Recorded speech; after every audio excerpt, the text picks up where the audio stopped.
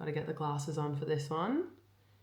Ooh, yes, now we are ready. We are ready to go. Hey guys, welcome to my first YouTube video of 2026. I have been ill. I was so ready for 2026 to start off with a bang. I was like, this is gonna be the year. I can feel it. And then the British flu variant that I've never had before decided to just boom.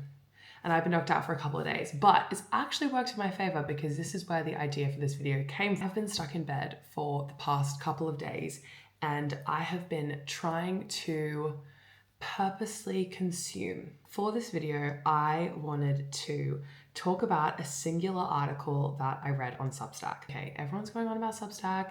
I don't know, do I want another app? I'm not really sure. I didn't really know what it was about. I was like, okay, the Pinterest girlies love it. Okay, so I might love it then because I love Pinterest, but I also don't want another app to just take more of my time. I'm so glad I did, because this was one of the first articles that came up on my Substack feed. And when you first get given Substack, they kind of curate what I think you put in like themes of what you like. So it's like travel, baking, fashion, you know, things like that. It was actually one of the first Substack articles that I read.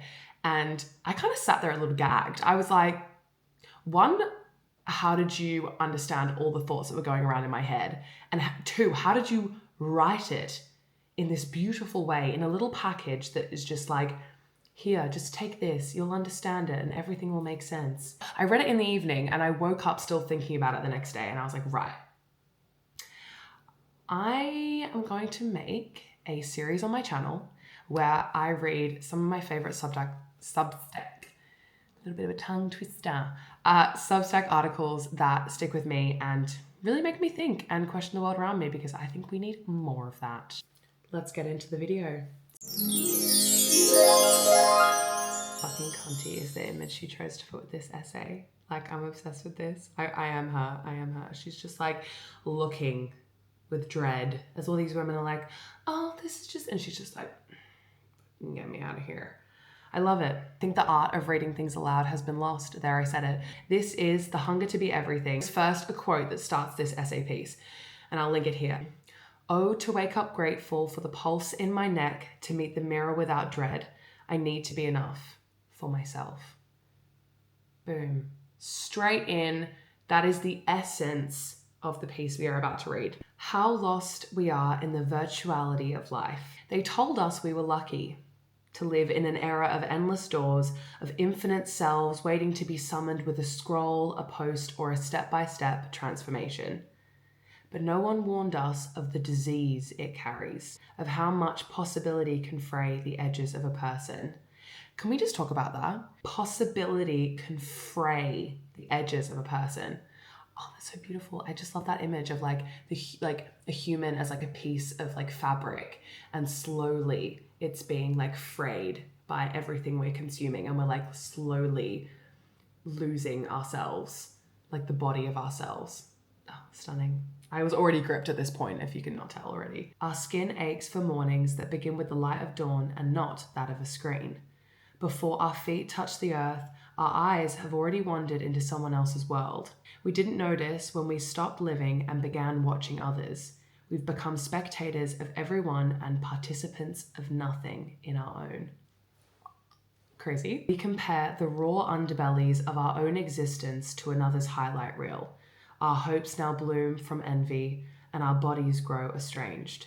I have become a graveyard of personas, restless in the presence of simple pleasures, always terrified of settling. I used to think that it was because I was failing, because I hadn't arrived anywhere.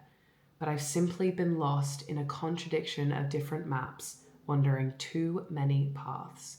I carry cities I'll never walk, and careers that died before a resume held their name. I mourn strangers I nearly loved, left behind in unread messages, because what if there is something else? Gentler, funnier, easier, more aligned with me, just one scroll further.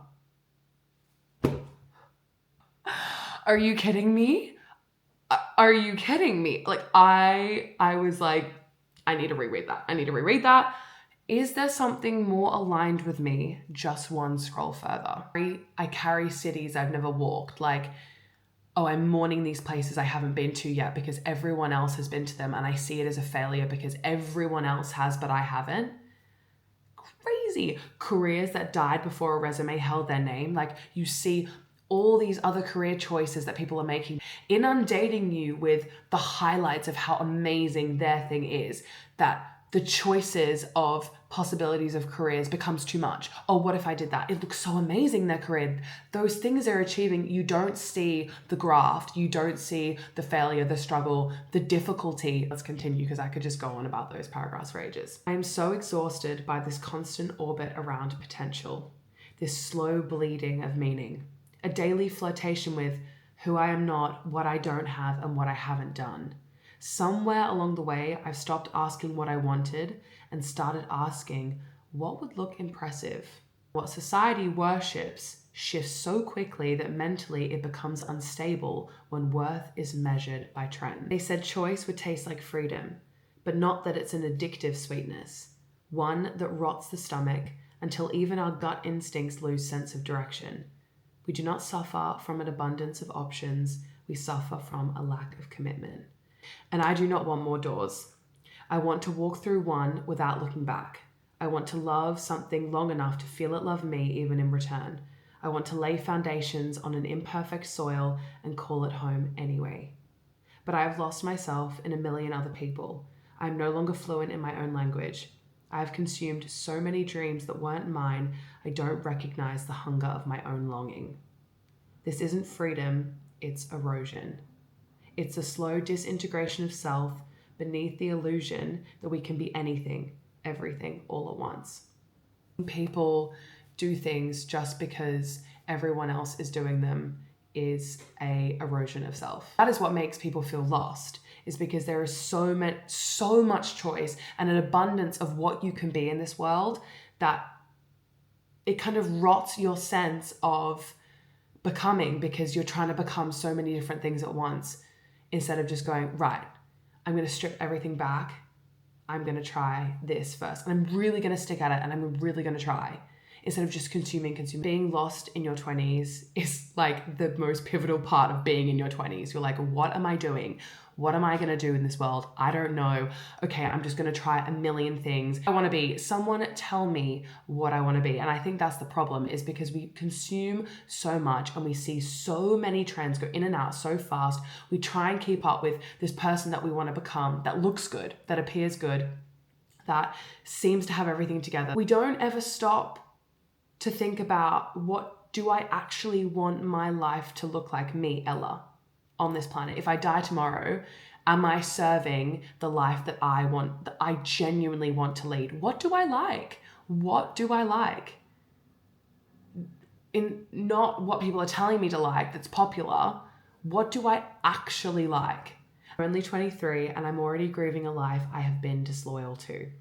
Too busy auditioning for all the ones I could have had instead. I'm haunted by the time that I have given to this never-ending feed. How many sacred moments I have missed peering into somebody else's backyard only to rip up my own seedlings to plant what they had sown. But I can't waste another season exploring other gardens.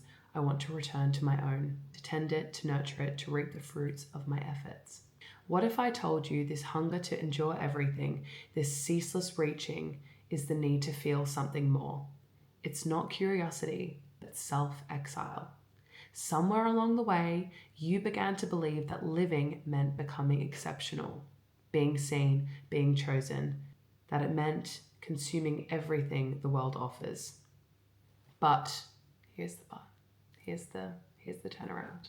But you were only meant to come home to yourself, to your own food, to your own bed. And the truth is, nothing you're chasing will hold you.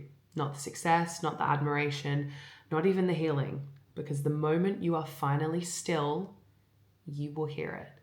Your own precious life sobbing in the corner, pleading. Silence me. That is so powerful. That is so powerful. Child who knew what they wanted to do, who genuinely knows themselves, because all they can think of is curiosity and like interest and instinct, is like sobbing in the corner because you have squashed it with trying to be everything and perfect and have your finger on every pulse. And like your little self is just like, hey, but I love this, and you don't do this anymore because you spend so much time trying to make it seem like you have everything perfect. The hunger to be everything was only ever a longing to be loved, but you are always worthy, even as one true marvelous thing, yourself. When there are an abundance of things being thrown at you, you choose none. And instead, you kind of live this passive life that has a pulse on everything, instead of just fully narrowing what makes you you and building that bubble of yourself. And I think that is so important for the future. At least that's something I'm definitely going to work on. You enjoyed my first Substack deep dive, random chat and then read situation. I don't know what this is, and that's fine. I hope you enjoyed. I will link all of the author's details in the description and her tag somewhere here. It was just, yeah, a pleasure to read, and I hope you guys enjoyed the Substack articles that are just like amazing and life-changing and that I need to read ASAP. Please comment them because I would love to read them. I hope you have a wonderful rest of your day, and I will catch you in the next video. Bye.